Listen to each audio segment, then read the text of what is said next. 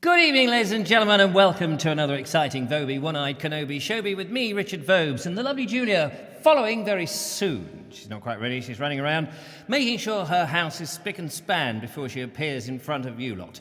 It's very nice to be here on a Friday. Friday night, ladies and gentlemen, and of course, it's the show could never be the show without Guess the Colour of the Jumper. And the colour tonight is, I'm not quite sure what the colour is tonight, but it's at moments like this, on the 5th of March, at the beginning of the show, that we like to go, woo-hoo, modest traveller, beep, beep, beep. Always good to get your sign out, isn't it? Yes, hello, ladies and gentlemen. Welcome to the show. Another fun-packed show. We have some videos which I have listed down on here. We have one from the Andrew Norris going back into his archive, into the depths of time, pulling people out of woods and shoving them into the moat.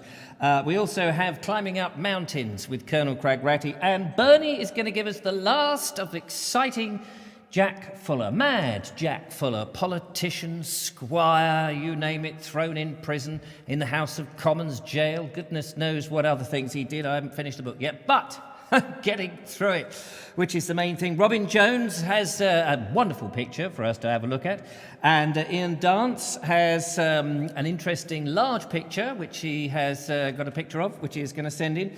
And there's a little sort of, I don't know if we can play it, unfortunately. We have had a musical entrance in, but I'm a bit worried whether the backing track is commercial backing track and might get us a copyright ban or a strike or something. So I'm a little bit worrisome about that. The actual diddly twiddles with the fingers is very nice and very good, and I wanted to play it to you, but I have this feeling that the backing track isn't going to work.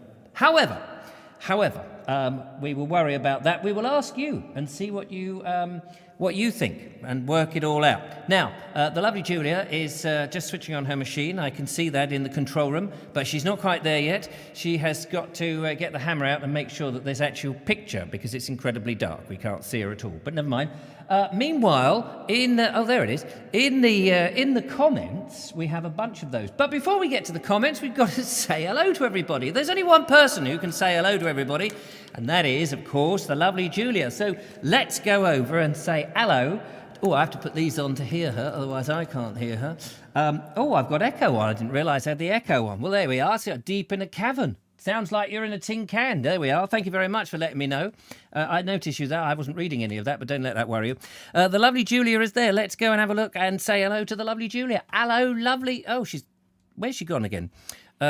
You are. Wait, it's all gone dark and over there. Hang on, let me add you to the scene. There we go. There she is. Better. The lovely Julia. Hello, lovely Julia. How the devil are you? Not too shabby, thank you. How are you? Oh, I'm absolutely fantastic. I'm drinking out of one of my lovely Baltic Explorer mugs. It's a very lovely mug indeed.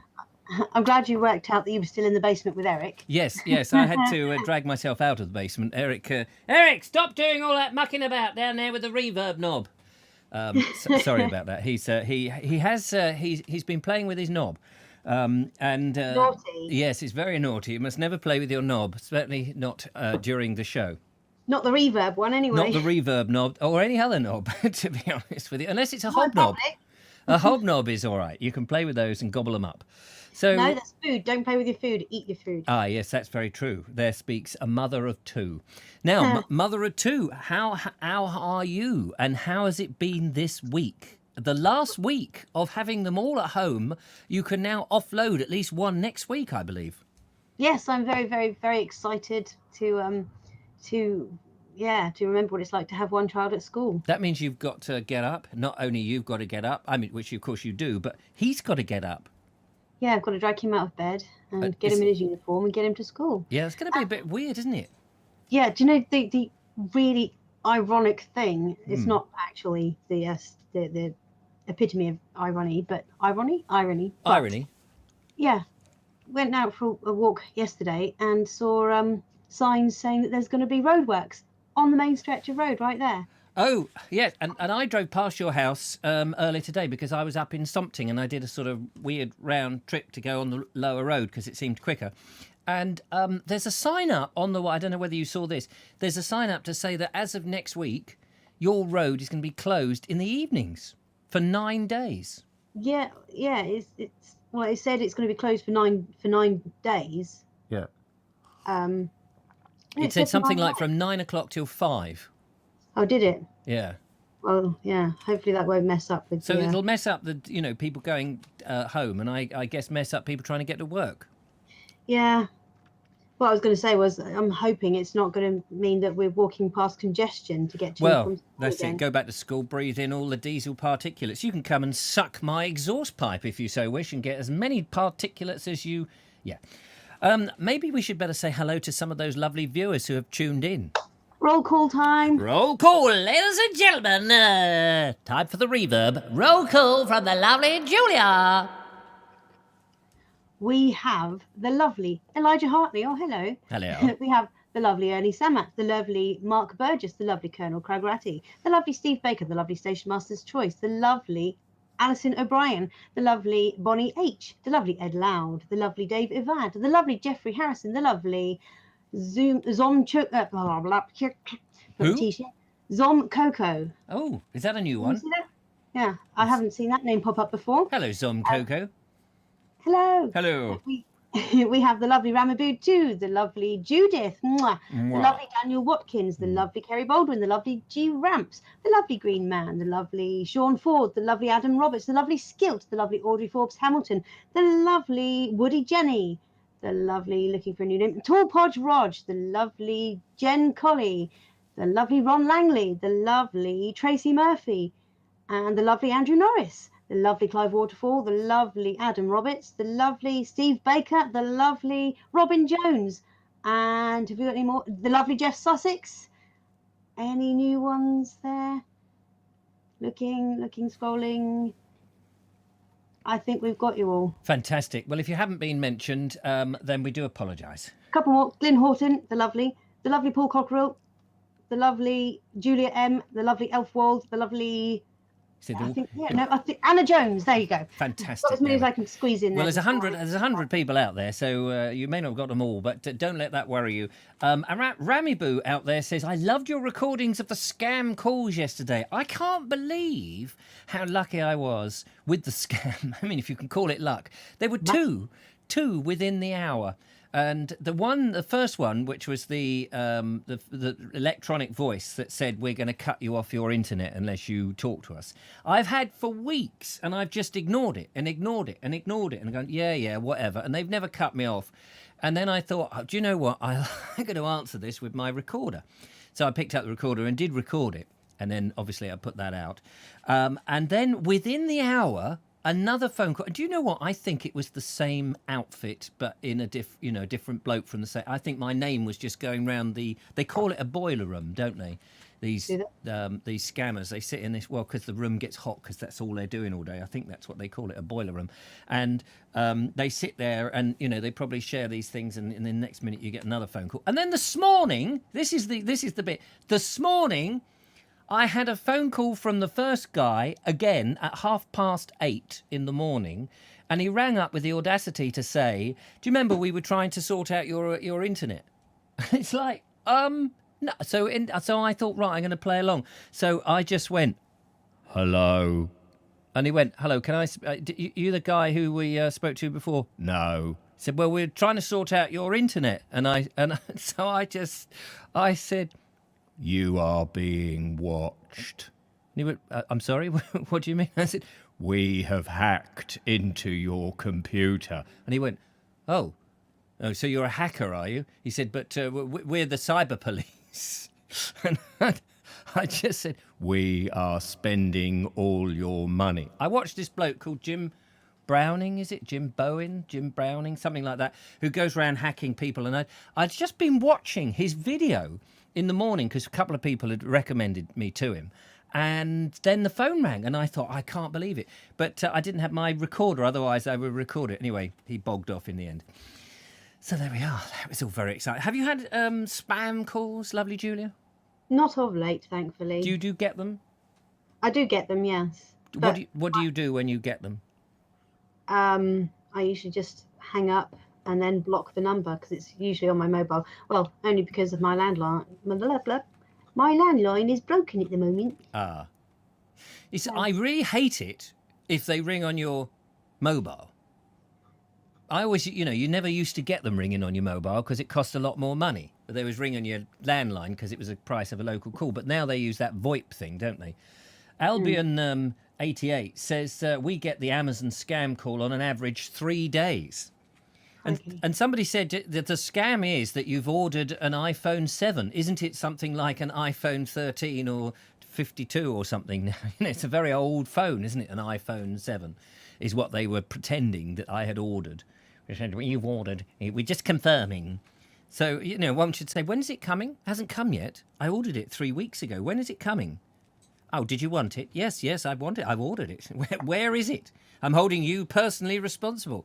I do enjoy when I've got time to muck about with them. I love all of that. The Misterons. Yes, that's right, Bonnie. I should have said, this is the voice of the Misterons. We know that you can hear us, Indian man in a boiler room. 8:30, Daniel Watkins says. Seriously? That's right, 8:30 in the morning. And, of course, it comes up on them that he hadn't completed it, so presumably he had to ring up again. Yeah, Kerry Baldwin says he'd have gotten a mouthful from her. Yeah, I bet. And, I mean, a lot of people say they've kept a dog whistle down there and they blow that down the phone. Oof. Which is ear-piercing. Yeah, I don't know how the receiver copes with that high frequency, whether a phone really does deal with it so well. No. But, yeah. But apparently it's Zom Coco's first time joining in the chat, so welcome to the chat. Zom Coco, tell us a little bit about yourself. Where are you from and how did you find the show? We do like to interrogate everybody who comes on the show. Don't get them off straight away. They've just joined the chat. They've been watching for a while, though, apparently. Oh, you've been watching a while? Okay, well, that's all right. We won't subject you to the Dalek thing. Otherwise, that would be, Are we not? No. Where are you from? What do you want? Why are you here? What is your name? You will be exterminated. I think that was a bit of a sort of German Dalek. That one. I'm not entirely sure what that was. No, I'm not quite sure. But Zom Coco, you're very welcome. It's very nice to see you. Thank you very much. Michael White says, I sold one of them a refurbished elephant. What are you talking about? Refurbished elephant? Refurbished elephant? Yes, that's what he says. I sold one of them a refurbished elephant. I do remember having somebody ring me up one time trying to sell electric. And it was just a genuine cold call, who I also object. And he rang up and he said, if you could I can't remember how he phrased it, but he said, if you could have cheaper gas or cheaper electric, which would you have? And I said, neither. We don't have any of those. And he said, pardon? I said, we don't have any electricity or gas in here. Everything's clockwork. And he went, pardon? Clockwork? I said, yes, well, we make clockwork oranges. I've told this story before, I'm sure. I said, we make clockwork oranges. And we sell, he said, what a clockwork orange? And obviously, he was unaware of the film by the same name. And so I just said, well, these are, you remember the Fabergé egg?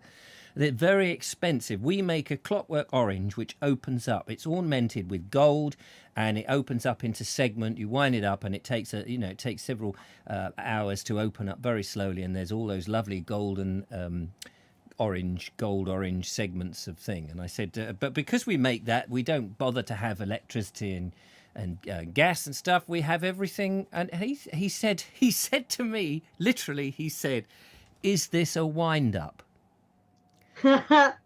And I'd been talking, and he genuinely said, what? And he was like, you could tell he was in his 20s, and he was a bit sort of Cockney like, and he's going, yeah, man, is this a wind up? And I said, well, you do wind them up. They are clockwork oranges. We sell about 2 a month. Would you like one? Whereupon he, and then he just said, no, man.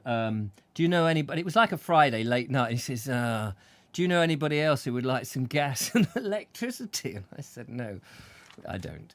I do like playing up with these people. And I wish I had my phone permanently connected to better recording facility, because I would,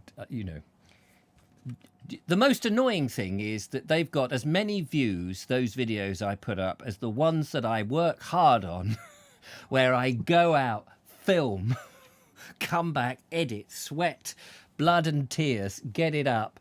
And something that takes, 30 minutes to just record it, stick a thumbnail on, shove it up, has got the same amount of views. It's like, what? I'm doing the wrong show. Evidently, scammer videos tweak the or niggle at the old YouTube algorithm. Algorithms. Yes, we all need a good algorithms. Algorithms. Don't tell me about Al Gore and his a very unfortunate. What is his film called? A Very Unfortunate Fact or something about global warming. He's the twit who set off the world of global warming. Station Master's Choice says, seen them a few times. Brilliant. Not quite sure what they're talking about there. Robin Jones says, I usually pay them, as in the scammers, some Captain Beefheart. But what is Captain Beefheart? Oh, yeah. The name rings a bell, Captain Beefheart. But it must be some, is it loud music? I don't know. But Red Moon Conjure says, evening all, I'm apparently suffering with severe amnesia because I've had lots of phone calls telling me that I've recently been in a car accident and they want to help me. I'm sorry to hear you've been in lots of car accidents, Red Moon Conjure. Also, she's, are you a lady? Are you a lady? Are you a lady? I am. I'm a lady. Tiny icon, so I'm sorry if I'm wrong, but she or he says, blimey, I'm new too. Glad I didn't get the Dalek treatment because they gave me the fear as a child. Oh, who's this? Red Moon Conjure. Red Moon. Where are you, Red Moon? Oh, yes, Red Moon. Sometimes, by the way, I have said I think it was in the week, wasn't it, where I said, oh, he said such and such, and then I was told that they were a lady, and he said, can't you see by the long hair? And I had to explain that on my monitor, the to see your, what do you call it, the little picture of you, the... Icon? No, there's Avatar? another. Avatar, that's it. The avatar is so titchy. Avatar. The avatar is so titchy that what's wrong with that? Weren't they? There was a film called Avatar, wasn't there, where they were in blue. No, Avatar. There's no D in it. Avatar. Have a biscuit. Anyway, they're so small I can't really see the picture. So if I accidentally, call you by the wrong sex, I'm sorry about that. I am just what is it they do when they misappropriate your pronouns or something? Misgender them? Yes, I've misgendered you. Monsieur le gender, as it were. So Monsoon, whatever, Moon Red, what was your name? Moon River, wider than a stream, my huckleberry. What is the word? My huckleberry. I don't know. Dream. Apparently, yes. That was Red Moon Conjure that you were talking about before that you couldn't tell. Oh yes, there we are. So I know I've made a mistake already, and you were lucky you didn't get the Nazi Dalek. Yes, she is very lucky. I've So, realised yes, it I was am a a lady. Nazi Charlie.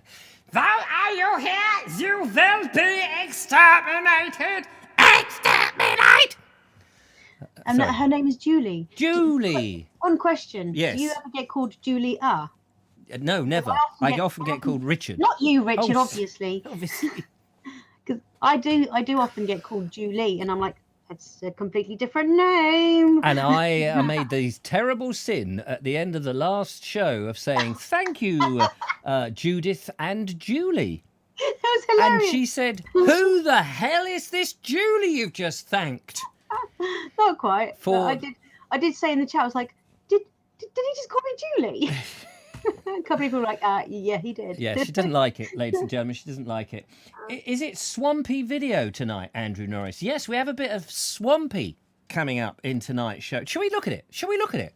Pompey? Swampy. Now, do you remember? You won't remember because I don't think you were born. Back in the mid-90s, they wanted to pull up the trees and open up the landscape in order to have the Newbury bypass. And so they got our old, what's his name, Bob the Builder, and the Postman Pat and all the others. They gathered them up and they were there in their little clockwork orange cars and they were ready to come in. And then there was a whole load of protests. They said, just a minute, mate. Ever so nice protesters they were. They were ever so nice. I say, old chap, can't possibly take away this ancient forest and carve up this lovely bit of ancient land, surely. And the builders and the parliamentarians and all that went, yeah, mate, yeah, that's what we're going to do. We're going to, it's all part of the plan to get the what is it, the M3? Is it the M3 that goes up there, or the M something 34, is it? Well, it joins up there. Anyway, the Newbury bypass, I'm sure it's the M3.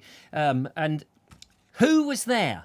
But I can scarcely think he is old enough to have held a camera.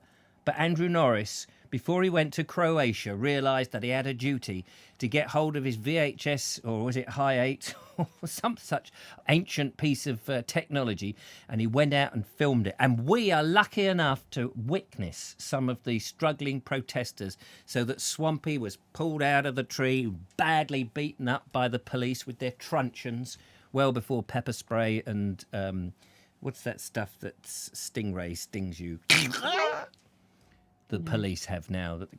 Oh, tasers. Tasers, before they had tasers or strange women's lasers. Yes, so let's have a look at it. We'll nip into the old video box and have a little look. Thank you, Andrew, for this.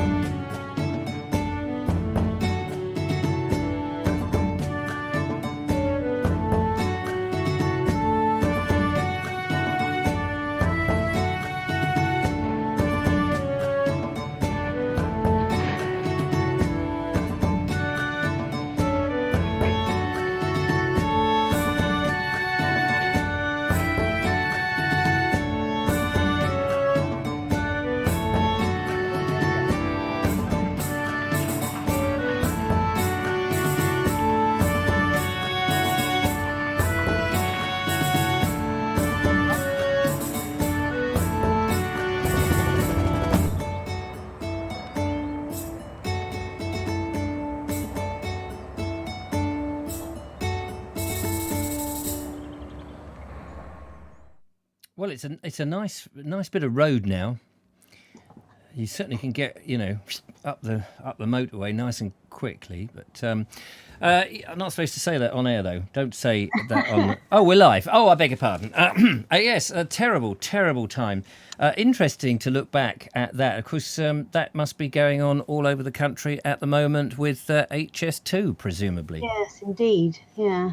But the worst part for me is the fact that they're not just clearing the space to put the track down. They're clearing spaces to make camps for the builders and the workmen, and that just seems really pointless to me. I know they need somewhere to camp, but surely there's spaces where they can not have to lock down a section of woodland.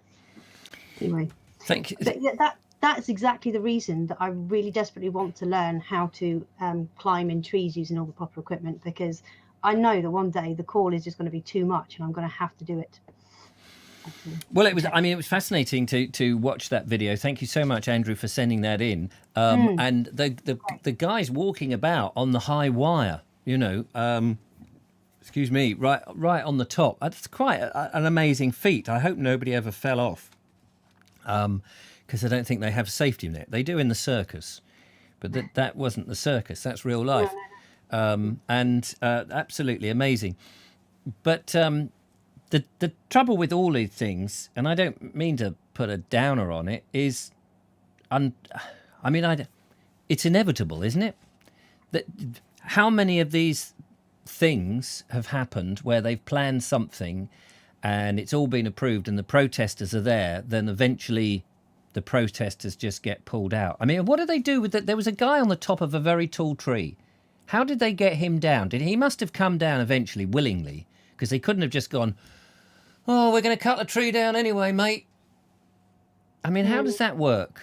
I mean, presumably if they don't come down from the trees, they can't cut the tree, surely. But at some point, you're going to go, could you just take it as read? I'm up there. I just need to go and use the WC. I just need to go and do a number 2 somewhere. Had you ever heard of a lady called Julia Hill, also known as Butterfly? I think you told me about her. I probably did. She spent I can't remember how many days, but it was pretty much 2 years living in a very tall tree in America to save it and the group around it from loggers and things. But had those trees gone, then the houses beneath it would have been, in danger of avalanches and things. So, but yeah, that was a lovely story when I discovered her. Oh, a cherry picker. Alan Sandell says they get them down with a cherry picker. Of course. Yeah. You need a tree that's bigger than a cherry picker, I suppose. Bazooka. That's slightly extreme. I often wondered how people felt when Watkins built his Great Central Railway over the same route as the HS2 back in 1904-ish.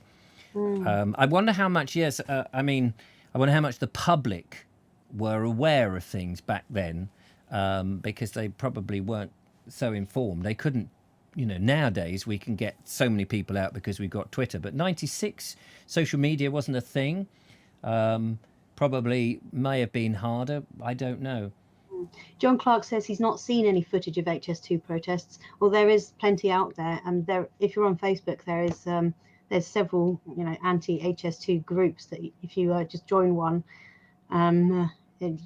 you'll see it endlessly every day. It's rough. It's rough. If you're a tree hugger, that is. I mean, it's a difficult thing, and I'm just like you. I hate to see it, and I don't think HS2 is needed personally, but I don't know enough about it. I know I'm a bit of a big mouth, and I'll say things when I'm passionate about something, but certain things I am quiet about because it's very easy to be shot down if you don't know the facts. And I don't know enough of the facts about HS2, but I personally, my gut feeling is that it's not needed, and there's got to be a different way of doing it. But I don't know enough of the facts. I would rather it didn't happen because we have got railways. Surely we can improve what we've got, but I'm reliably informed by people who've don't want to do that we need the other. So I don't know what it is. Just curious, has any of the viewers seen the footage of the wild horses visiting the trees as they were being felled at Newbury? because I found that really poignant as a good quality one on there for about 5 minutes. It's just not. It moved me when I first saw it. Is watching these wild horses coming in and investigating. It was almost like they were coming to pay homage to these ancient trees that were being lopped. Bonnie says, my first email was in 1999, and I think she must have been up in space when that happened. She did it from Moonbase Alpha. A reference there to Space 1999. Only joking. Just had to get that in. Jerry Anderson. Yeah, I need to watch that. Yeah, Space 1999. It was a cult thing. Yes, I mean that's right. I remember. I think I had email in 86. In 1986. So we had email definitely, and in fact, I think I had a website. And the reason I know that. Oh, wait a minute. No, not 86. What am I talking about? It was 96. It was 96. I was just thinking when Snug and Cozy was a thing, we just got a computer. It cost me £1,000 to have this computer that had, I think, 500 meg as a memory. £1,000, and it was I know, and it was 500 quid extra to have a printer, and it was a dot metrics printer, but it was 500 quid. Or was it a laser? Oh, we've got a call. Let's find out who's calling in on the Vobes show. Hello, caller. Welcome to the show. Hello. Would you like to buy some insurance? Yes, please. How much have you got? Have you got buckets of it? Have you got buckets up there, Mark McLeod? How you doing? Yeah, good, thank you. Nice to hear you. Yeah, fab to hear your voice. This thing with climbing up trees. Yes. Right? Well, the problem is once you get up there, and you're in the tree, right, and you got this. Like what we had like 3 pallets put together, underneath which there was a cradle that put itself round the tree, not endangering the tree, not a problem to the tree, but it just. So it like kept the platform up, and then on top of the platforms, we call it carpet that went on top of that. Then we built like a bender over the top with old tents and stuff and tarpaulins and stuff like that. And we had a little boiler in there that was made out of an old gas bottle. That was like for heating and cooking on and stuff like that. And then stuff would come up from below. Now, the problem was, like you were saying about getting from tree to tree, is a bit of a problem because, we do live in a wet country and up here it does rain quite a bit. Yes. So getting between one tree and the other, Robert, tell me it, love. There's Fetley Reed. Getting from tree to tree is kind of like dicey when it's been raining and you're on that line. So you've got 3 lines, one either side of you to hold on to. You're clipped on with a carabiner, which has a line to a harness which is around you. And so you can move from tree to tree. When you're coming down, you come down on that harness, down to the ground, you go and do what you need to do. You re-harness back up and go back up the tree. There's another line that comes down from the tree and you hitch yourself onto that and you use that to get up. When you get up, you bring the line up with you to stop it from being cut at the bottom.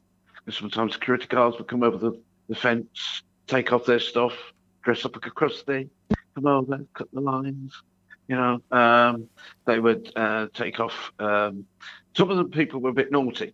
They put in pieces of wood with screws and nails them into the tree to make ladders. And like we said to them, no, you damage the tree. The whole point of us being here is to protect the trees, not to kill them. Yes. And that's not a good idea, mate. Sort of defeats your argument, doesn't it? Yeah, it defeats it. And the whole problem is, at the end of the day, right, they would just move you off anyway. They're just going to move you off. And the only way to actually deal with these people is the way that they work. They work, it's about money. If you make it so expensive, problem for them to carry on doing the construction or even start up in the first place, it doesn't make Viable. Doesn't make it viable. economic sense. Right. So you just make it so expensive for them in the political thing, and take away what they would use to make themselves rich. Yeah. So the whole point of, like, when you're going on about HS2, right?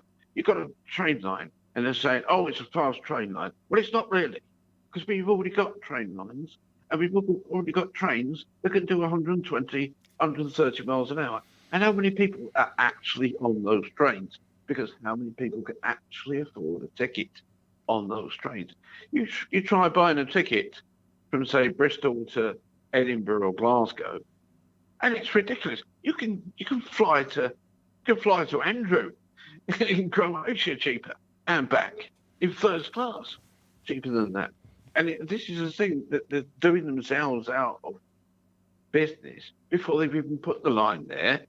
I understand that the lines are a problem, but the thing is, a lot of that situation is just bad management. If you put cargo, that the trains use at night, when you've got nobody going around, they can shift as much as they want during the night. They don't need to use the daytime. Lots of little train services that go around to small stations. We've got one here that goes from Colne, goes to Blackpool, and it takes about 2 hours. Now, if I want to go to Blackpool, I'm not going to bother getting on that train. It takes me too long. I'm going to get another train that takes me to Preston quicker, and from Preston to Blackpool. So that little train that goes at every stop, which is good in its way, because it covers all the bases for everyone. It's not viable, really, even if it was packed. And the thing is, like just an old bus on rails, basically. Now they've got some a bit more modern stock now, but the whole thing of the railways is just very badly managed, very badly funded. Money goes to things that are a waste of money, like HS2, and it is a waste of money, because we have the services there now that we need. We don't need faster trains. If you were going to have a faster train, why would you make a train that only goes 15 miles an hour faster than the ones we actually have now? Well, that's a very good point. Do you think? Why not, like the Japanese trains or Chinese trains that can do 300 miles an hour? Do you think that this is? Did you think this is a vanity project? No, I think this is jobs for the boys project. This is, if we build this and we connect it to the European lines, we make lots of dosh. Not the workers, they do all right, but the people who are making the money are the people in government who have got mates who run the companies that put all this in place. And when they do that, they get a nice little commission, because the government thing is, when you're doing these things now, jobs go out to tender, yeah? So companies, construction companies, etc., would have to get in touch with the government and say, this is how much we'll do the job for you. And the other one will say, well, we can do it cheaper and better, and we'll give you all these extra things. We'll build extra long platforms for the trains because they'll need them, etc., etc. So, okay, so in the budget, I did listen to the budget, but I don't remember. Here, I wasn't focusing. I didn't hear it. But was it?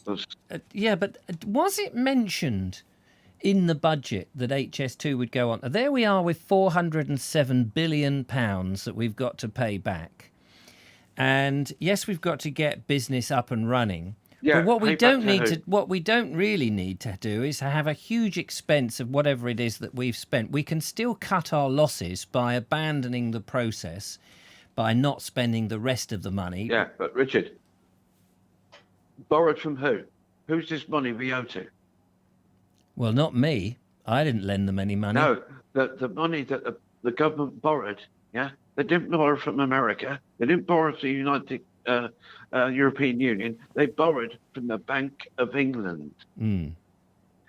So who do we owe money to? Ourselves? This thing of we owe exceptional amounts of money is a crock, because they borrowed money from the Bank of England, which was based on the money that we would no longer be paying to the European Union. Right? So we're only paying ourselves what we borrowed. So, it's kind of like when you get back to the real thing, the truth of everything, you find out that there's a bunch of people who are having everybody on while they fill their own pockets. And no, it wasn't, well, Federal Bank, we don't owe them money. We borrowed from the Bank of England.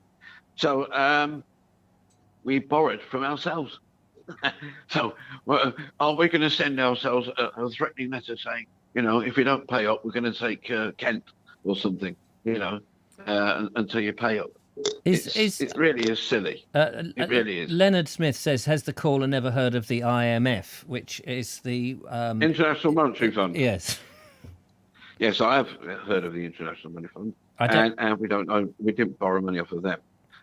If the government had borrowed money off of them, they would have done it through another system, which is what's called back burner. You put the money on a back burner, you put it on a long transfer of cash. So you pay for, say, 60 years, you would be paying like the interest. And then for another like 60 years, you're actually paying off what you actually owe. So, I'm not exactly behind all this. One of the things that I do look into is when you're dealing with protests, is you got to know your facts. If you're coming up against governments and members of the parliament and etc., the first thing they're going to try and do is catch you out and make you look an idiot. Yes. So you make sure you know more than they do. Right. I mean, it's quite easy to know more than the press does because they find out from us. But we tell them what's going on and give them the facts. And this is a problem with MPs. They don't keep up to scratch unless it's their particular port of call, their ministry. So if that's you're a minister for a particular department, you rely on your cronies, your civil service to do all the work for you. They will tell you what you need to know. Yes, that's of course. Why you have a civil service. And to be honest, we don't need politicians. The civil service run this country, not the government. No, they only do as they're told, and they get. They're the mouth. They're the mouthpiece. I mean, you need. They're the mouthpiece. Yes, yeah. but you need people. Mouthpiece. Yes, you need the mouthpiece, and you need people to identify who's supposedly in head. But I take your point. It's the civil service that do all those things, which is why. What's the name has had all that trouble with the civil service when she was trying to sort of get rid of the migrants and all of the sort of slightly left-wing people. Oh, Priti Patel. And Priti Patel. And then there's all this bullying and all of that. But you're absolutely right. But we could talk about this for ages. But we better. Yeah. Move, but I'm going to let you carry on with the program. But thank you very much. No. Thank you for telling us about the inside story. Where was your protest that you were doing? Well, we were in a place called Tockholes. Between Tockholes and a place called Fenniskulls. And what was the route that you were trying to prevent? That was the M65 extension. Right. The M65 extension goes up past Burnley, from Blackburn, Burnley that way, and goes up that way. There was two extensions being built. There was the M65, M62 part. The bit we were on was the M65 part, which is where it's coming through the back of Blackburn. Right. But particularly the part was that this was an ancient woodland. These trees have been there for some of them over 1,500 years. Yeah. And the point that they chose that particular route was because if they'd gone the other way, which was a more direct route, the land was owned by a Tory crony, who's basically saying, NIMBY, not on my land. Yeah, not for all the money unless you pay me lots of money. Yeah. So they decided, I'll tell you what, we'll go through that old forest there. Yeah. And we don't have to pay anybody anything because the council owns it. Yeah. So, it's a sad old business, isn't it? But thank you very much, Mark, for that. No worries. No, you're a star. It's nice to be put in the picture. But I take your point. You've got to know more than they do. That's a very good point. Take care, Mark. Yeah, it takes a lot of time to do. Yeah, I bet it does. Thanks very much. Cheers. Take care. Bye. Good night. Good night. You. There we Bye-bye. are. That's Mark Donny McLeod with Inside Story, just as Andrew Norris had there. Absolutely fascinating. And I take that point that you have really got to know your stuff, because otherwise they are going to try and fob you off with every other nonsense under the sun. To as ever thus. But and interesting about where we borrowed the money from for this pandemic, and how we're going to get out of it. Lots to think about for future shows, for sure. Any interesting comments before we go on to our next video? Lovely, Julia. Yes. Bonnie H said, did anyone protest Hadrian's Wall? And Albion 88 Ray 1 says, the Picts protested about Hadrian's Wall. And we've had problems with them ever since. Yes, Hadrian's Wall, of course. I think that was. I'm just trying to think now when that went up. It wasn't 1960. When was I born? No, it was before my time. Certainly, I think it was before your time as well, Julia. What, Hadrian's Wall? Yeah. So I don't think any of us were actually there. But I think many people were protesting against probably the Romans in the beginning anyway. But the might of the forces probably set pay to that, just as when the Normans came in. I think Harold, he had eye problems, didn't he? He protested against the Normans coming in and building their castles and taking over. I mean, naturally, people are going to protest, aren't they? And as you say, Apparently we're good at it. yeah, Brits. why not? It's an island. It's our island. We want to protect what we have. It's only it's an infinite space. Not an infinite. It's a finite space. It's a finite space. By the way, do you fancy taking a look at the lovely Julia Butterfly Hill?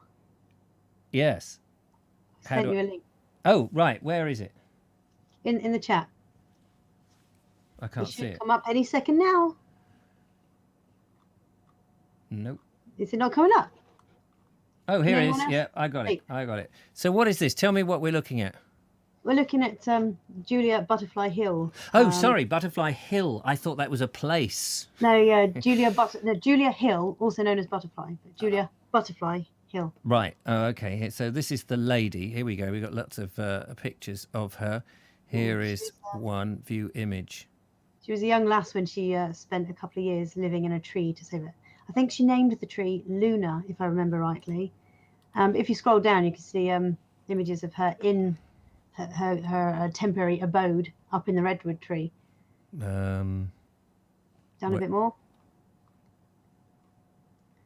There, on the left. That one? Yeah. There's. I found out all sorts of different things, like how she toileted and how she washed and things like that. As you do.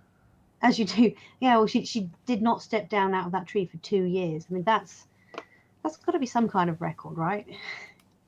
But she succeeded. She succeeded in her aim, which was to save that group of trees and the houses beneath it. So, yay. But since then, she doesn't really want anything to do with all the attention she's had from it since. So don't pester her, anybody. No, quite. Well, I had no intention of actually pestering her. We'll give her a call, get her on the show, see if she can tell us a little bit about it. I found her really, really interesting. So. Superb. Robert Croser says runs about a mile from where I live. Must be not her, but the road, presumably. It is a difficult thing, isn't it? Because on the one hand, we do need these roads, and on the other hand, we don't like to see ancient forests eaten up, and it's everyone's got to be looked at their merit. Talking about this, it's a big double-edged blade, isn't it? Yes, it's exactly. So, what was her name again? What was she known as? Butterfly. Butterfly. Butterfly Hill.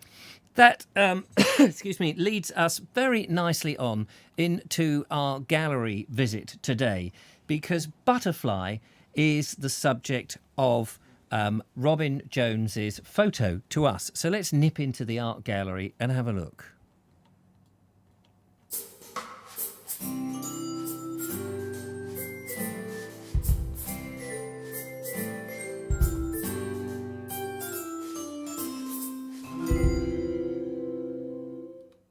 And here it is. This is the butterfly. I'll read the email afterwards because I'm now temporarily hidden it. But what a beautiful picture. An amazing close-up of butterfly on a flower. Can you identify the flower? Can you identify the butterfly? I personally cannot either. I cannot. Is that a red admiral? Is it or a brown admiral? Or is it a I don't admiral? know. But it's usually easier to identify them when you can see the wings open. But Yes. either way, it's a beautiful picture and a beautiful animal and flower. So Robin says, great show last night, talking about Monday. Says, I think your audience will prefer the nature photos. So I've attached one for Wednesday. Oh, that's all. He says, I don't know whether he knows. Is it a meadow brown, says Kerry Baldwin. Ah, meadow brown. There we go. Brilliant stuff. Shall we have another shufty at it? Why not? Let's have another look. There we are. There is the whole picture. Slightly away. If I zoom in, it cuts off a little bit of it. I apologise for that. I wonder if I can shift it up. No, I can't. I can't move it. It's eye tone of the hawk moths, says Station Master's Choice. A rear admiral. Oh yes, it's probably a rear admiral. Of course. There we are. Silly of me. Gatekeeper, says Robin Jones. Is it a gatekeeper? Is that the name of the thing? I think it's Doreen the butterfly, says Red Moon Conjure. Is that Conjure? Conjure, yeah. Gatekeeper, says Chris F. So there we are. We're getting Gatekeeper seems to be what it is. Plant might be a geranium. Very nice. Brilliant. Love it. Thank you so much. I look forward to your next one. There we go. If anyone's got some fantastic pictures, then do send them in to richard@vobes.com and we will bung them into the art gallery. How lovely is that? Time for another... We'll place them very carefully, actually. We won't bung them. Sorry. I misspoke, ladies and gentlemen. Time for another video, and then we'll take another call if anybody wishes to call in about something. But we'll have another video first, and this is a little bit more from Mad Jack Fuller with Bernie out and about filming some of Mad Jack Fuller's follies. And it's a fantastic story, and I know that Kerry has read the book, and I am nearly halfway through now. I've got to the point where he's been in... Parliament, that he's been thrown out, shoved into jail for his outrageous behaviour, supposedly, and he is now retiring from Parliament and becoming a squire at Brightling. So I should start to learn a little bit more about the follies myself, but he's still a relatively young man at the moment in the book. I will tell you a bit about the book and how you can get £5 off if you would like to purchase the book. But first, let us go into the video box and catch up with Bernie's video. But I do want to show you probably the most important thing in the video.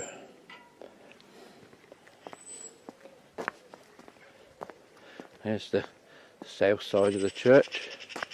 It does have a clock on the tower there, which you might get a better view of in a minute. But in amongst everything else, you see this pyramid, and that is the mausoleum of Squire John Mad Jack Fuller of Brightling. Now, several rumours abound.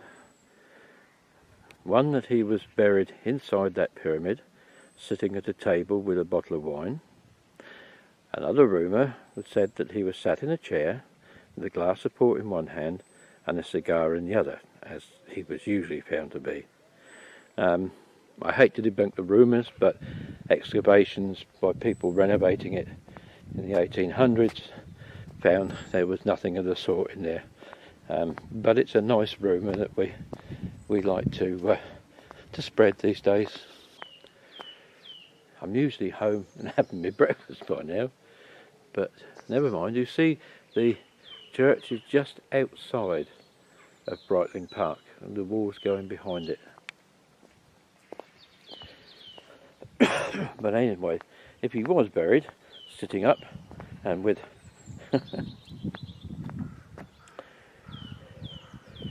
If you had a little window, you could see there. You've got a lovely view out, down and through.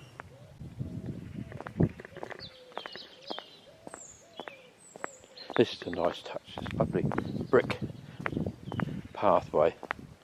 Reminds me of my granddad's house on the farm down in Battle. The pathway up to their front door was all laid out in brick like this. A group of trees there are hiding a tower. Just a tower. It's a bit like a fairy tale castle tower. And again, nobody knows why he built it. There is a rumour that it was so he could signal Bodgham Castle when the work was being done, but you can't see the castle from here. Well, as you can see, I'm right alongside the tower now, but can't see it because it's hidden in those trees, which is a shame. Not to worry.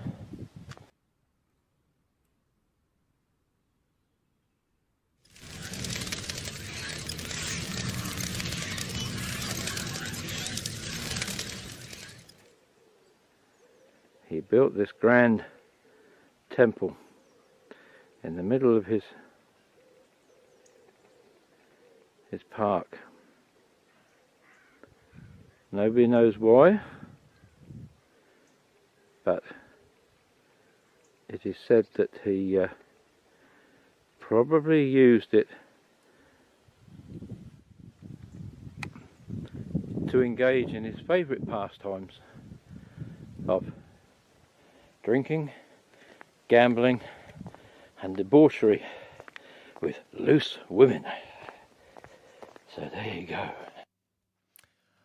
That was amazing zoom you had there, Bernie, on that on the temple. It's just when you zoomed out, I just went, "Oh my goodness, that's a great zoom."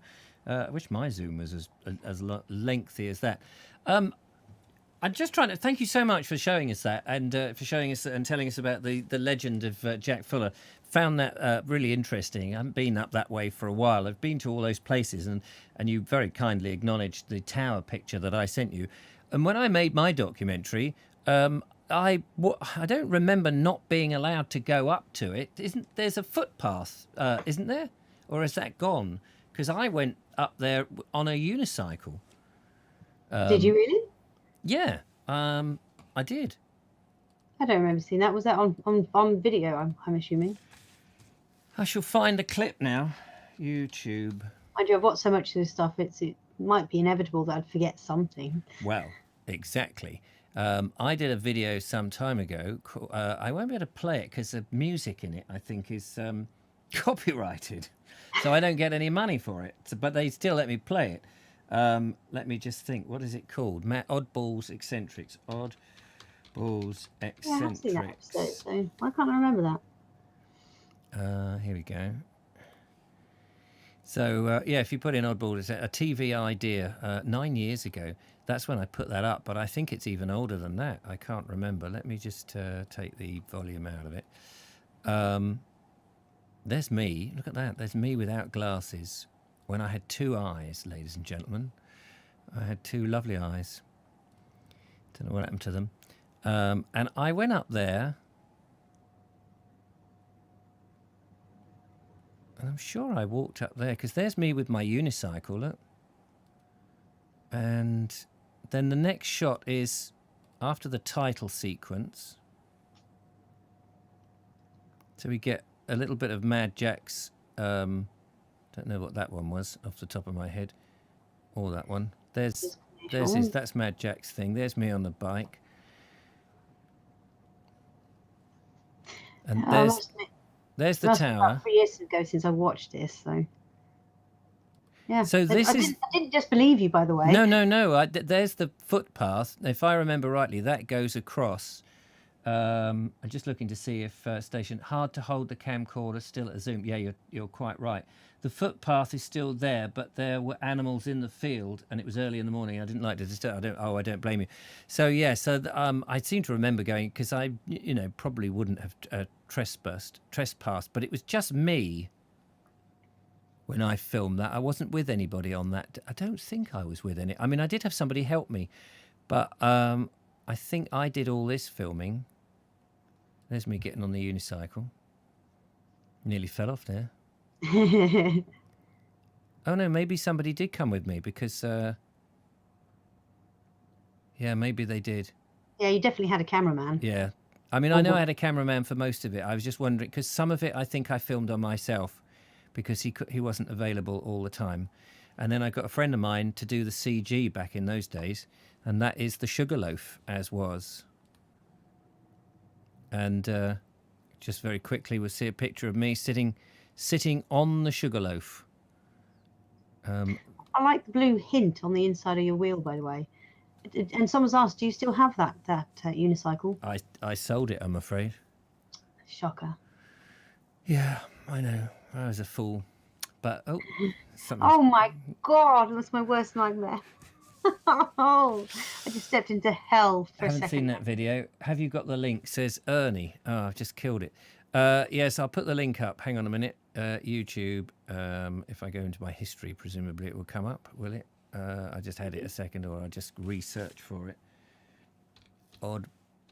Oh, poor Sean. Sean Ford's internet went down for 15 minutes. What has he missed? You've missed a fair chunk. Sorry, dude. Go back and watch it on double speed or something. Here we go. Sorry about that. I was just fiddling. There we go. There is the link for all that wants to see that. It was a TV idea that I was doing. It says that I've uploaded that on May 2011. I'm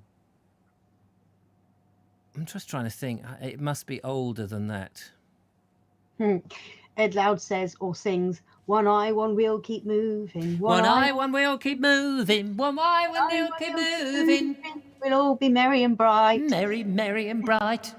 Yes, there we go. Fantastic. Well, that was marvellous. Thank you very much, Bernie, for taking us in there and telling us about... I'd forgotten that they'd done those excavations. Now, if anyone's interested in buying the book, by the way, here is the book that is written, a recent book by Annette Lloyd-Thomas. And Kerry has read it, and she says it's brilliant.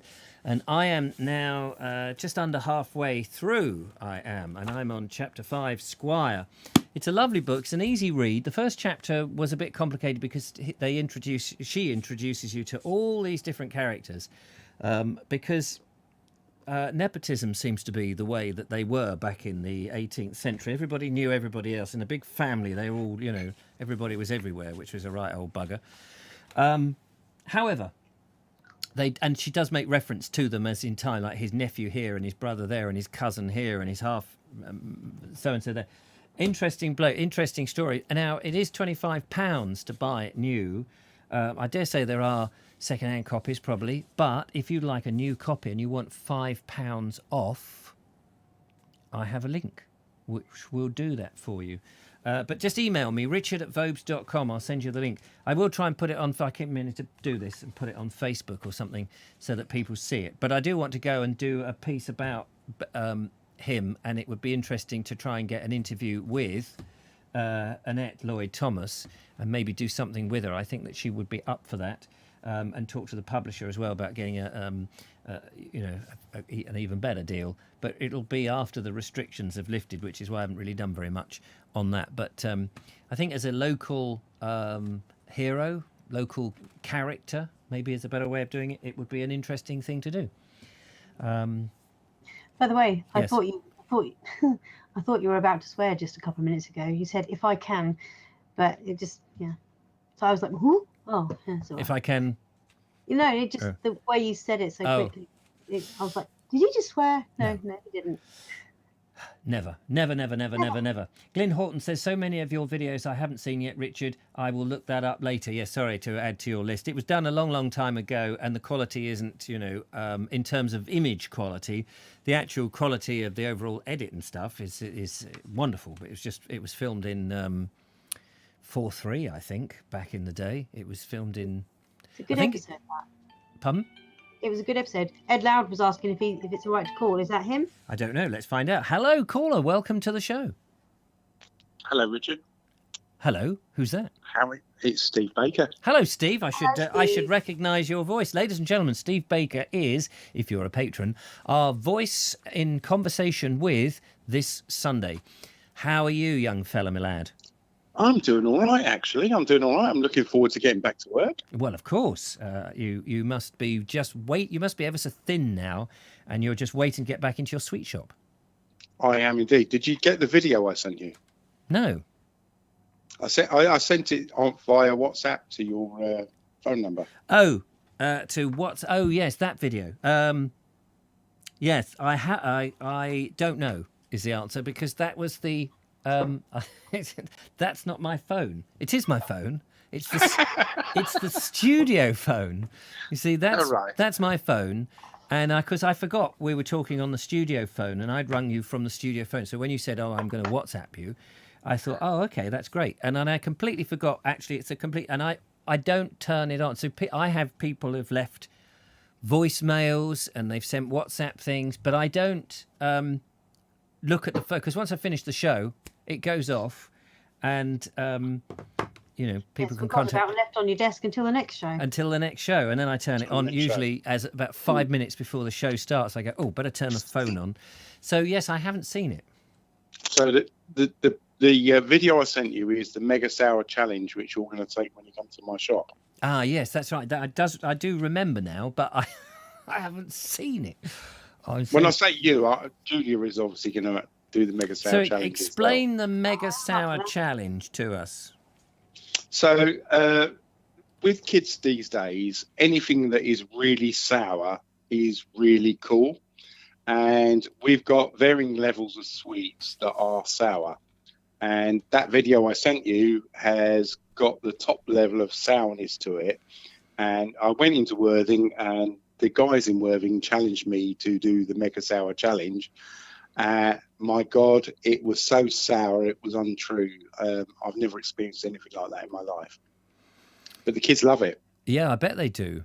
And I'm just going to try and find your shop you're in Montague Street, aren't you? That's it.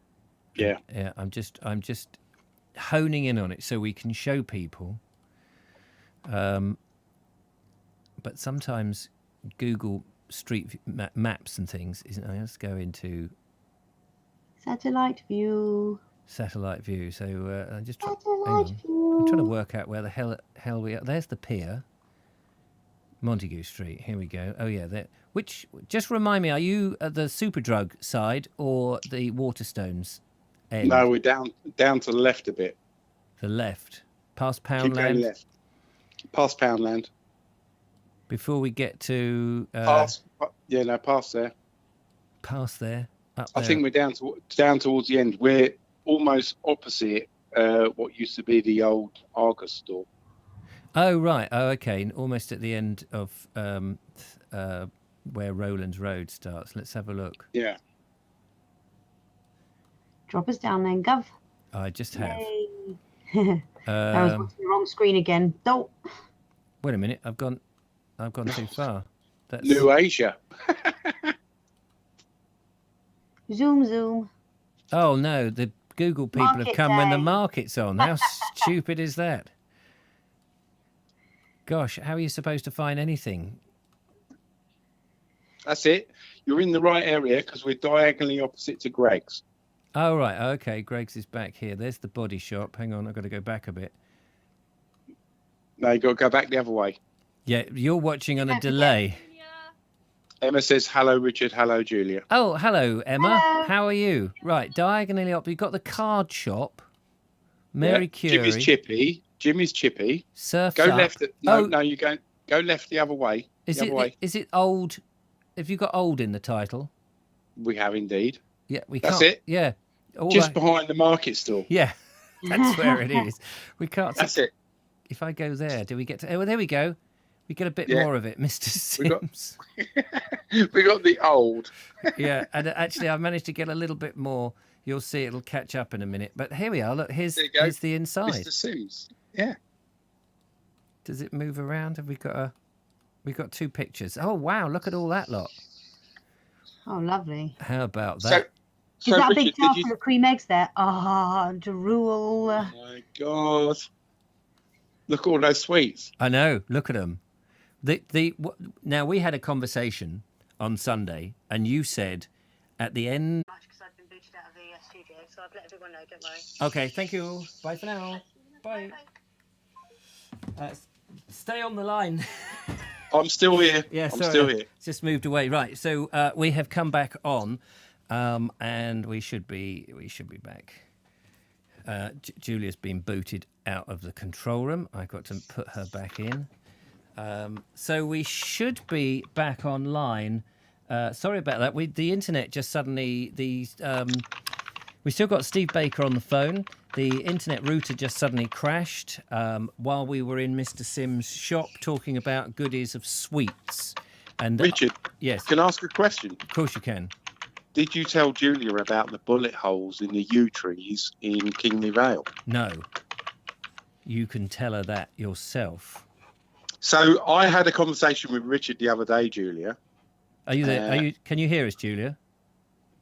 Haha, hello. Hello. Hello. Can hear you again. So on one of your videos, your favourite tree is a yew tree, yes? Hello. Hello? Your favourite tree is a yew tree. Yes, it is. And you've been to Kingley Vale a number of times. Yes, I have. Yeah. And I said to Richard the other day on the phone, did you realise there's loads of bullet holes in the trees at Kingley Vale? In World War II, they used to use Kingley Vale as a testing range for the Spitfires flying in. And to this day, you can still find bullet holes in the trees at Kingley Vale. How horrifying. I mean, I get they needed to, practice and everything, but really, on live things, even trees have feelings. if some people really believe. I guess in 1940s, they probably weren't concerned about that. Yeah, no, I can completely understand that when there's a world war on your doorstep. So there's still. But there's it's an amazing place, isn't it? I don't like it when people put a nail in a tree, let alone a blinking bullet. No. But it's an amazing place, isn't it, Kingley Vale? Oh, it's lovely. It's so magical. It's wonderful. You can actually climb inside the trees. How cool is that? Yeah. I've done that a few times. Yeah. It's really absolutely fantastic place. We've been there many times walking and thoroughly enjoy that place. I'd highly recommend anyone who hasn't been to go. It is lovely. It's the oldest forest in Europe. Is it? Oh yeah, well, yeah, being yew trees, they are pretty old. Most of them are fairly ancient.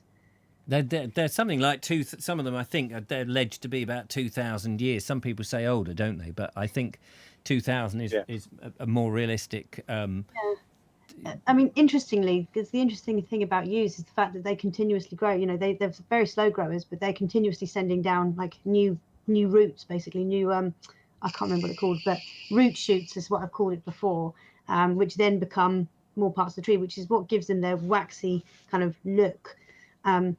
But essentially, the old tree rots. The older parts of the tree rot away, and the newer parts keep going and sending new out. So in that way, a lot of those trees are probably a clone of one or two original trees from several thousand years ago. So it's fascinating. What I didn't realise until you did your video the other day was the fact that they were poisonous. Yeah, actually. I wince every time. Well, I've listened to it once or twice since. I wince every time I say that because it's not actually poisonous; it's toxic. But it's much of a muchness, really, isn't it? I mean, it essentially, if you ingest it, anything but the fruit, the flesh of the berry, you could probably die. It's not good. It's not good. So, and also interestingly, if you sit beneath them on a really, really hot day in midsummer or something, the sap, the toxins come down in the sap, and people have had lots of weird hallucinations and stuff, and seen like pixies and fairies and all sorts of weird stuff. So I don't recommend doing that. Well, you don't want to say that because I think half the people of Sussex will be heading up to Kingley Vale in this. Yeah, this is true. It is a lovely place, but as I think we mentioned in the chat that we have on the podcast, it's you park a little away from the actual thing, and you walk down there, and but it's as I remember, it's a gravel path. It's very even, and you can get down there quite easily. And in the hedgerow, on the way down, you will find some elms. We have very few elms. They don't grow very high, and they don't get to any age because of Dutch elm disease. And you'll find them in there. But I read an interesting thing about elms the other day, that we have to thank, unfortunately, a lot of the Neolithic people who cleared the forests and things, who were responsible for getting rid of a lot of elms, which is why we don't have as many as we ought to. But of course, it nothing to do with Dutch elm disease, I don't think. Well, were the elms Dutch then in the first place? No, the disease is a Dutch disease. Right. That someone from Holland, I think it was a mouse in a windmill, ran up an elm disease, ran up an elm, and no, I don't think. Well, I saw a mouse there. Where on? I know, it's just being facetious. No, but I believe that there's been, and I think this is the same with not Dutch dieback. I think Dutch elm disease came in once and then disappeared for a bit and then came back again. And I think they had it back then in the end of the Neolithic / Iron Age / Roman era. So I read all these books and I can't always retain the information. I've just done a bit of research just to. My God. Yes, it is actually poisonous. There you go. I was right. Interestingly, it is toxic due to a group of chemicals called taxine alkaloids. Their cardiotoxicity is well known and act via calcium and sodium channel antagonism. What did you call those chemicals? Taxine or taxine, however you pronounce that, alkaloids. Yes, I've just had a cup of taxine alkaloids. I thought coffee, tea, taxine alkaloids. I hadn't had that for a while. I thought it tasted a bit weird. Nearly as strange as the sour sweet test. Listen, we must move on. But Steve, lovely to talk to you. You are the voice in conversation with on Sunday on the podcast. Brilliant podcast, definitely well worth listening to. Shame you had to get rid of all those sweets and you didn't dump them on the lovely Julia and I. We would have munched them on the show. But you wouldn't have coped with all of them. No, that's very true. But we hopefully will get some footage of us eating the sour ones, and you'll see some excruciating faces in the future. Brilliant. Excellent. Yeah, lovely to talk to you, Steve. Thanks for the call. Bye, Richard. Bye, Julia. Look after yourself. Bye. Take care. Bye. Bye. There we are. Sorry about that. And sorry about disappearing offline halfway through the show. How very dare you. I know. I will have a word with... I think it was the scammers who was the internet provider who has just cut me off. So they must have been true. I need to go and pay them all that money they want in order to keep me online. We have another video, ladies and gentlemen, to put up. And we have also a artwork that Ian has sent in. So we want to get those in before the end of the show.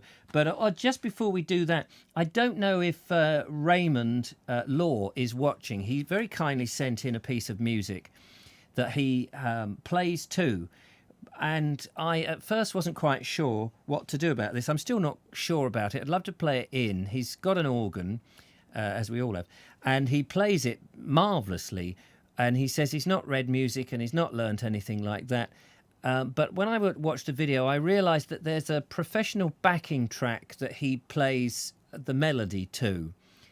Here's my question, before we go up the mountain with Colonel Cragratty, is if I put that on, presumably the professional backing track is also copyright. It may not be because it's a backing track that people use. Do you think that YouTube would find that something that they would, do a copyright ban on or something? I'd be interested if anybody had any experience of that. Otherwise, we will save it. We'll save it for Monday. But let's go over to Colonel Cragratty. He's got a long climb route up some cliffs in Land's End, 280 feet, going over to 8 different pitches, and he led the party of 600.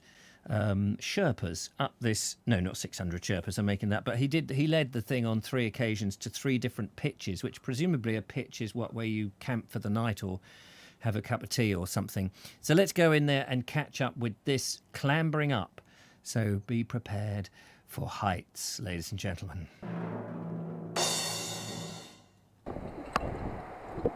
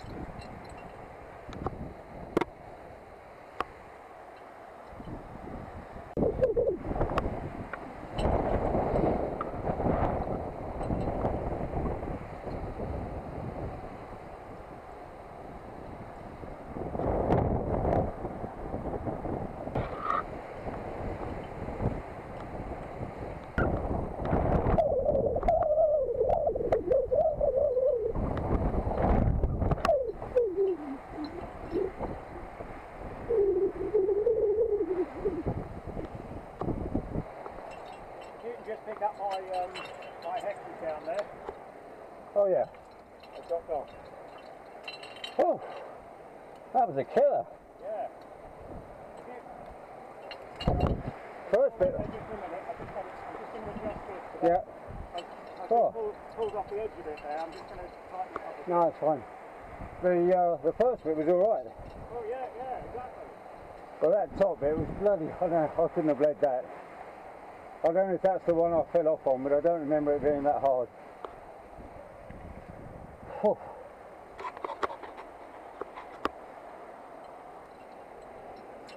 Okay, Tom, are you ready? Yeah. Where'd you go? In the corner or up here? Well, a bit of both. Yeah. Okay, keep me on. Yeah. Keep me tight. Yeah. Can't. What? I've burnt out.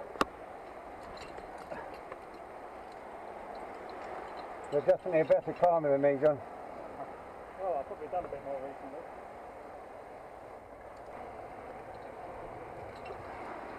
Hope it gets easier. I don't think I've got a decent foothold here. No, there isn't one, that's why. My foot slid off.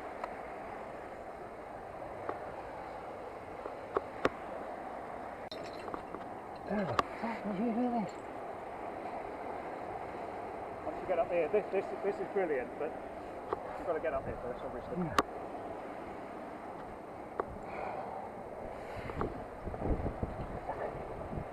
This is not a easy. Not on my book. So anyway, to hold. Yes, this, just get your hands on that, that's fantastic. That's it, you get both, yeah, you tracked it.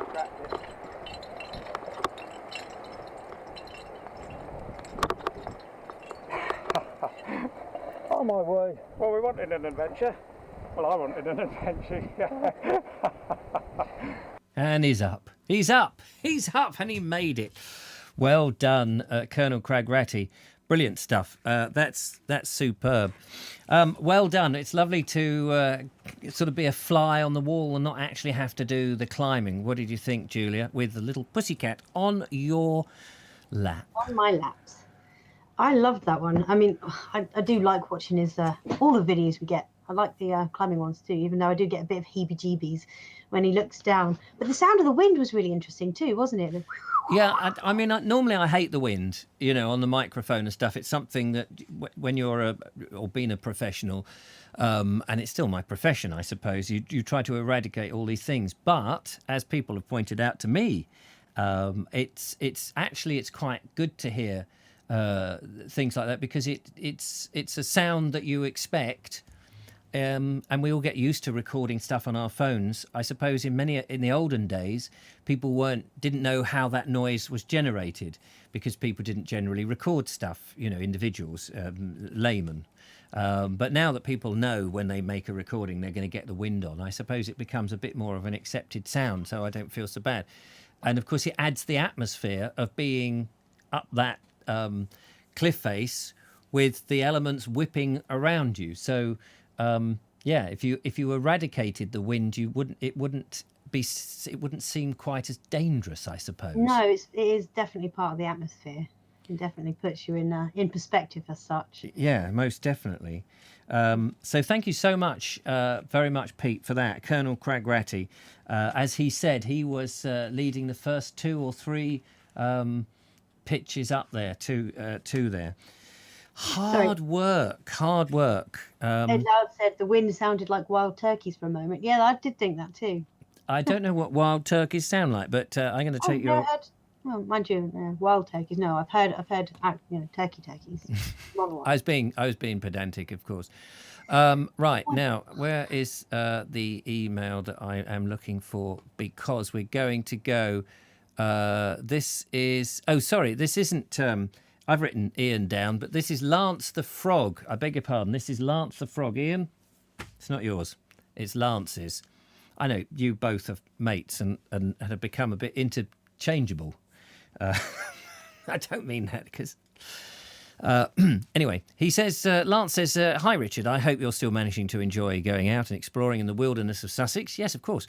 I'm only seeing the streets and shops at the moment. At least the weather has been... better lately. That's true, although it was a bit chillier today.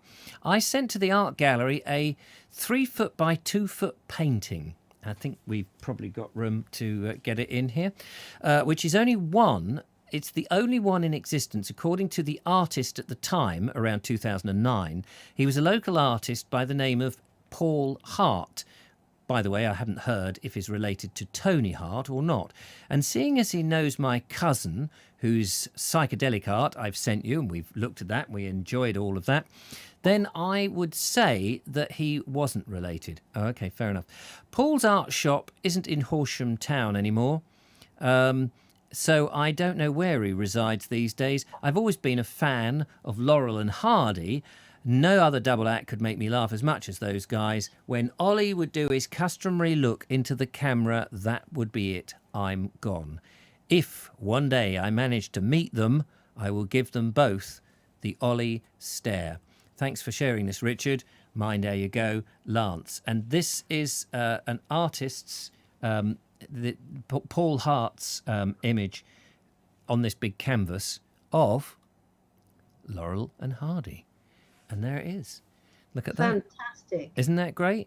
Love it. At first, when I first saw the picture, I thought, oh, it's just a photograph transposed because, people can do that in Photoshop and what have you. But it's on a canvas that's been painted. So that's terrific.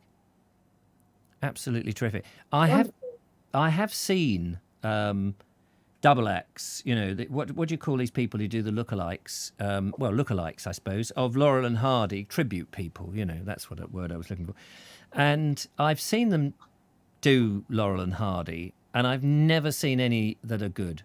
I've seen some that look very similar, and they overdo the exaggerations. They always overdo Stan and Ollie, and it's never quite right, and it's such a shame. The ones that I saw that were nearest was in a theatre show. I saw it at the Connaught, and I went because it was Laurel and Hardy. Turned out it was a drama about 2 gay people. One of them was dying of AIDS, and it just so happens that they did Laurel and Hardy routine as a theatre piece that they toured round.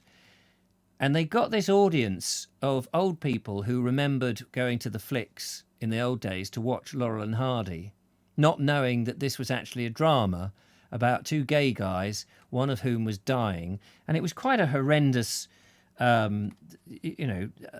emotional thing about this bloke and it had nothing to do really with it. It was sort of, oh, by the way, our profession is that we dress up as Laurel and Hardy and do this thing. And of course they did a couple of scenes on stage, and then they would do this whole behind the scene backstage part in this theatre piece, still in the costume of Laurel and Hardy, talking about AIDS, talking about gay stuff and stuff. It just seemed so inappropriate. And there was an interval halfway through this show, and half the audience didn't return because they felt bitterly disappointed that this was not a sort of what it looked like. A couple of people who did Laurel and Hardy, and the fun they had in recreating it would, that would have been a fantastic thing. But it was an Arts Council grant, and you knew how they got their Arts Council grant, because the Arts Council would only give money, and they're probably still the same, to anybody who's either black, disabled or dying of AIDS. And now, of course, you can add all the trans and all the other letters of the alphabet that you have to have, because if you do something that's just purely about entertaining, you don't get any money. And how do I know all that? Well, I had a mime theatre company, and we approached them, and we didn't fit the criteria because we weren't black, we weren't disabled, we didn't have AIDS, and now we're not lesbian, bisexual, trans, and all the rest of it. And that's the only way they could get money. And it was stupid, because I'm sure their production would have been interesting and relevant if they'd not tried to shoehorn Laurel and Hardy in order to gain an audience. That's the thing that really upset me. But hey, what do I know? So there we go. That's our lot tonight, ladies and gentlemen. That's Charlotte. Charlotte. Thank you, Julia, for coming in on the Friday night. It's nice having you on the show. It's a shame you're not actually here in the physical, because I know when you come, you always make the tea. It's a nice little break and a change of walls and scenery as well. Yeah. I do miss that. Hey ho. Not long now, touch wood. Ian Dance says, Lance Frog in the Box has just eaten a Donna wrap and chips. Okay. Nice. Put that in your pipe, innit? I've just eaten a whole bunch of cat hair. John Clark says, still the same today for community centres trying to get grants, not BAME, therefore no funding. Yeah, this is all being just shoehorned down us, and it really does annoy me. And I hate that word BAME.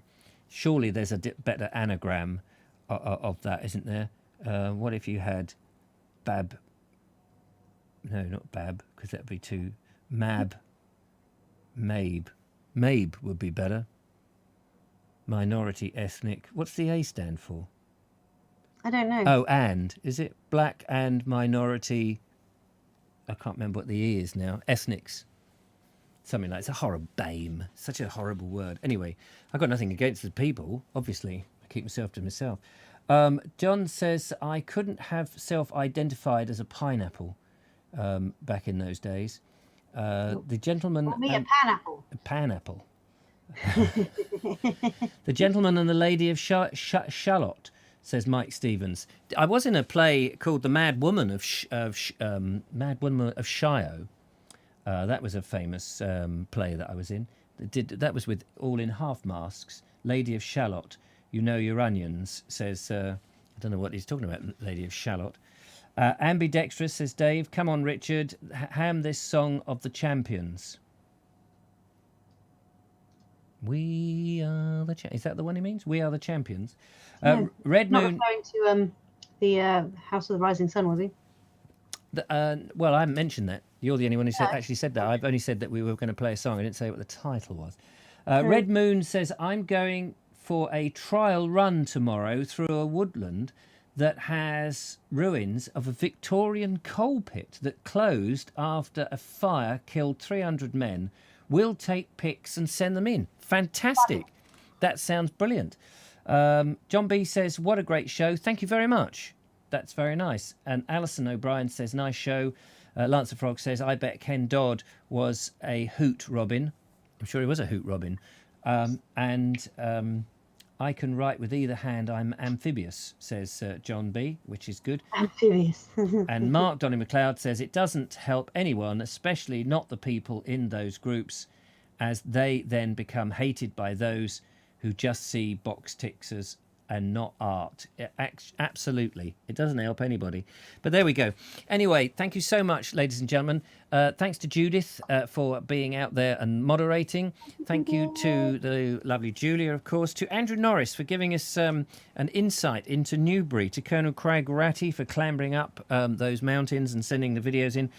To Bernie for the wonderful look at Mad Jack Fuller. And a reminder, if anybody's interested in purchasing the book with a bit of a discount, give me an email. I can give you £5 off with a special link. Robin Jones for The Butterfly, which was fantastic. Not Ian Dance, Lance as Mad as a Frog for the Laurel and Hardy. And Raymond, not quite sure what to do about yours. That's Albion. Where is he? I've just lost him. I saw him there a minute ago. Albion Ray. Hopefully we may be able to put it in on Monday's show, but sorry, because you asked me the question earlier whether I thought it was a commercial backing track. Is it a commercial backing track, Albion? Yeah, I mean, because I don't think it's you. Did you play the backing track? If you played the backing track, we're all right. If you played that, it's just that I only saw you playing the melody. Otherwise, I was itching to play it. Nobody knows what it is other than Julia's just revealed what it was, but I didn't mention what it was. Sorry, it's a great classic song. I love it. It's one I play on my recorder, not my ukulele, on my mandolin, or did a long time ago. Yeah, just waiting to see if Albion happens to. But I mean, the way I understand it is that you can do a cover version of these songs. He says it's not a backing track. Oh. It is me. Excellent. So Okay. Because I don't play music. So you did so in that case, I think we can play it, can't we? I think so. The way I understand it is you can do a cover version of a song, and unless the actual artist complains about it, it shouldn't take a strike or anything. But I mean, I may be wrong, but that's as I understand it. Well, I've got it all lined up. So this is let's play it, see what happens. Go on, let's do it. Yeah, let's do it. So this is Raymond, who is otherwise known out there as Albion88 Ray. And he said he sent me an email. It's not a backing track; it's all him. So that's great. I mean, I don't know, because you'll see he just does the melody in this, but presumably you've already pre-recorded or set up in the sequencer. I forget how it works now, the backing track. That's why I was just slightly worried, because I'd hate the show then to be taken off. But so this is all Ray, but with a classic by the Animals, which was called The House of the Rising Sun. And if you know the words, you can sing along. There is a house in New Orleans they call the Rising Sun. It's been the ruin of many a poor boy, and God, I know I'm one. So I'm one. So there we are. Julia's going to sing along to it. Here, and we have to go into the video box to get access to it.